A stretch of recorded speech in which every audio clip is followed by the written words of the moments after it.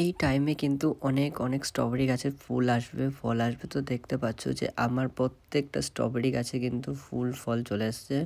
তো এখন একটু গাছের যত্ন নিতে হবে। পুরো রোদের কিন্তু রাখা যাবে না।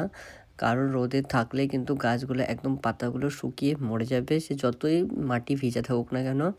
আর এখানে দেখো, এখানে যেহেতু রানার থেকে গাছ বের হয়, তো এটা অনেক পুরনো, প্রায় ১ বছর থেকে এইখানে রয়েছে। আর এখান থেকে আমি গাছ যে তুলবো পুরো শিকড়ে পুরো ভরে গেছে, যেন কোনো গাছ উঠছে না। আর উঠতে গেলেই সব গাছগুলো আর কি মানে শিকড় ছেড়ে যাবে, গাছগুলো মরে যাবে।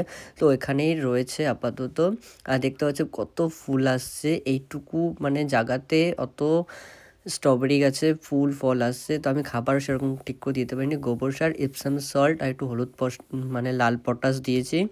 আর কিছুদিন আগেই ট্রেগুলো আমি বসিয়েছিলাম, ভেবেছিলাম ভিডিও করব, বাট ভিডিওটা করা হয়নি কারণ একা একা যেহেতু আমি ভিডিও করি সেই কারণে। আর কিছুদিন আগে ও তো চারা বসিয়েছিলাম, দেখো এই চারা